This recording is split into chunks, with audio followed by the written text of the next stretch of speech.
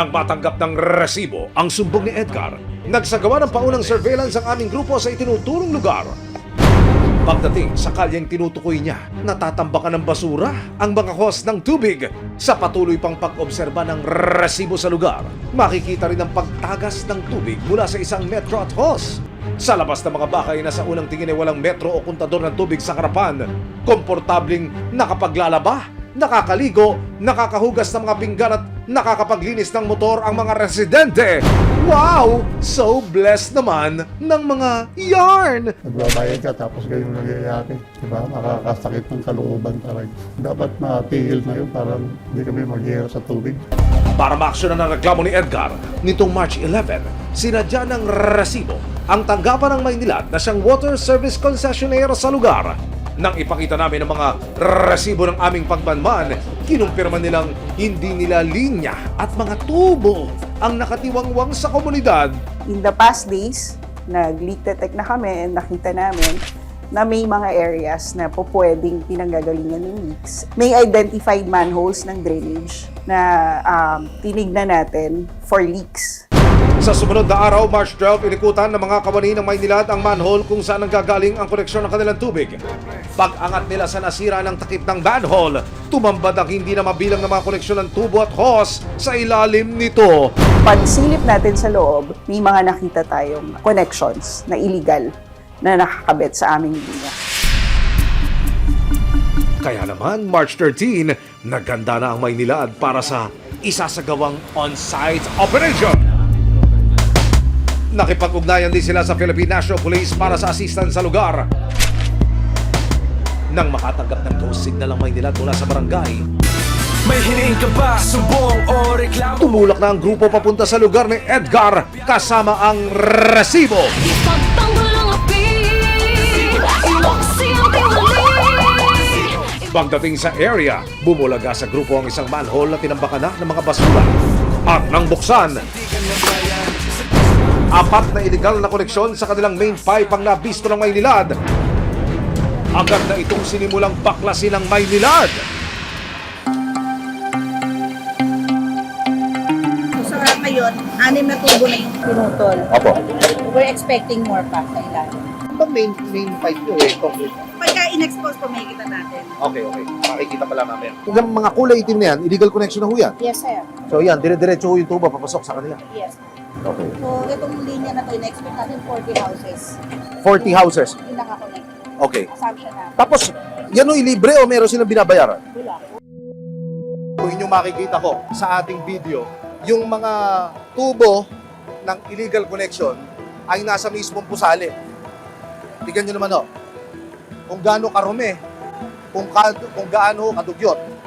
So ang kanila hong binabanggit, malaki ang posibilidad na pumasok din ito sa tubo, diretso doon sa mga bahay na gumagamit. Kapag po mga substandard yung connection natin, maaari po kasi pumasok sa linya ng mga customer at kung dun sila kumukuha ng tubig at mainom po natin, posible po magkaroon po ng mga water airborne diseases. Yes, yung makagamit ng tubig na galing sa mga substandard connection. Ano ba balita kagawad? Lumapit sila sa barangay namin para magpaalam po sila. Kaso po, wala po yung punong barangay namin. Wala po akong jurisdiction na i-allow po yan. Hanggang wala po yung punong barangay. Council lang po ako eh. Isa lang po ako sa Magana. Paano yung kagawad? Kaya nga po, pwede naman po schedule, sir. Kailangan naman po ng respeto sa punong barangay. Dahil wala ang punong barangay, sinubukan ko siyang tawagan para hingin ang kanyang panig. Binigay po sa atin yung numero ni Chairman Rodison Simbyong. Tatawagan po natin siya para personal na makuna ng panig dito ho sa sinasagawang operasyon ng Maynilad. Clearing. Hindi siya sumasagot. So, text ko muna para alam niya na ako po yung tumatawag. Ang mga residente ang nakikinabang sa mga illegal na koneksyon, hindi napigilang umapila ngayong mawawala na sila ng tubig. Ano masasabi niyo? Nag-operate ang Maynilad? Pinagpuputol ho yung linya ng tubig. Kawawa naman po kami magsasamin. Sa gitna ng patuloy na pag-alis ng Maynilad sa mga pipe at tubo, Tila hindi na nagugustuhan ng ilang kawani ng barangay ang nangyayari. Walang permiso. Hindi namin ngayon. Sir, sandali muna, wala ka pang authority magganyan. Sana raw kinonsulta muna sa kanila ang gagawing pagtanggal sa mga linya. Sige na lang po yan. Dahil dito, nagkasundo ang Maynilad at barangay officials na mag-usap muna sa barangay hall para magpalamig ng mga ulo. Nang mahimasmasan at mapaliwanagan, ipinagpatuloy na ng Maynilad ang pagtanggal sa mga illegal na koneksyon sa dalawang manhole. Pasensya na po kasi sana. Nabigla lang po si Kagawad. Tama po yun eh. Ayusin po yung mga ano para gumanda yung daloy ng tubig katulad po ng nire-reklamo na pararami dito ng mga tamang nagpapayad. Sa panayam ng resibo sa Maynilad, lumalabas sa investigasyon nila na maraming tagas at labis nang nasira ang kanilang main connection. May nakita tayong mga illegal connections. And definitely, outright, tatanggalin natin kasi hindi siya legal. Bukod sa perwisyong hatid nito sa mga nagbabayad naman talaga para sa tubig sa Maynilad, may dala rin daw itong panganib sa kalusugan. Pag nagkaroon ng contamination, lahat ay prone to the risk of contamination which can lead to waterborne diseases. Dagdag pa ng Maynilad, bawal na bawal sa batas ang pagkabit ng anumang koneksyon sa kanilang linya. Meron tayong batas sa water pilferage, no? Anti-illegal. No?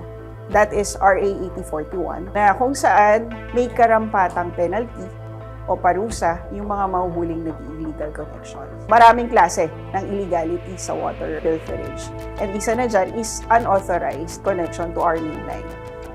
Unang-una, may monetary penalties yan. Pangalawa, meron ding parusang maaring pagkakakulong doon sa mga nag-illegal magkabit. Pansamantalang itinigil ng Maynilad ang leak diagnosis and repair sa nasabing barangay. Kung informal settlers ito, we need to check yung status ng area to determine if we can provide individual water connections for the residents or we can offer just a public faucet or communal faucet na doon sila lahat po pwedeng kumuha ng supply. Kailangan lang nilang makipag-cooperate sa amin and mai-provide yung mga requirements needed para ma-irregular natin yung kanilang connection sa Maynila. Inabisuhan ng resibo si Edgar na malapit nang magkaroon ng sapat na daloy ng tubig sa kanyang bahay. Patuloy na makikipagtulungan ang resibo para masolusyonan ang mga hinaing at sumbong, lalong-lalo na kung ito'y may nalalabag na batas at nakapanlalamang at nakapeperwisyo na sa kapwa.